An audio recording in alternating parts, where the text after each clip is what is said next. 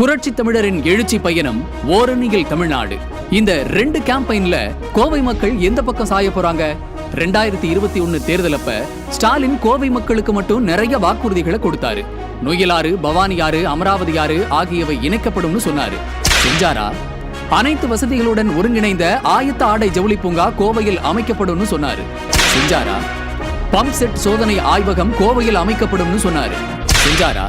பல் மருத்துவக் கல்லூரி, கால்நடை மருத்துவமனைக்கு தனித்தனி கட்டிடம் கட்டப்படும் சொன்னாரு. செஞ்சாரா?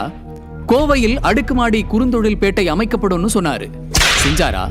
எல்லாத்தையும் விட பவானி ஆற்றின் உபரி நீர் சின்ன வேடம்பட்டி ஏரிக்கு கொண்டு வரப்படும் சொன்னாரு. அதை நம்பி விவசாயிகள் ஏரியை சீரமைச்சாங்க. இப்போ மாநகராட்சி பகுதிகளில் சேகரிக்கப்படும் கழிவு நீரை 3ஆம் நிலை சுத்திகரிப்பு செஞ்சு சின்ன வேடம்பட்டி ஏரியில் தேக்க முடிவு செய்யப்பட்டிருப்பதா செய்திகள் வெளியாயிருக்கு. தண்ணி கேட்டா கழிவு நீரை தேக்க ஏற்பாடு பண்ணிருக்காரு ஸ்டாலின். ஆக சொன்னது எதையும் செய்யல, செஞ்ச பணிகளும் சொல்லும்படியா இல்ல. அதனால கோவையில புரட்சி தமிழரின் எழுச்சி பயணம் தான் இந்த முறையும் தாக்கத்தை ஏற்படுத்த போகுது.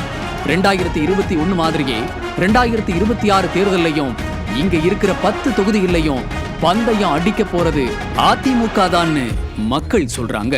மக்களை காப்போம், தமிழகத்தை மீட்போம். மக்களை காப்போம், தமிழகத்தை மீட்போம்.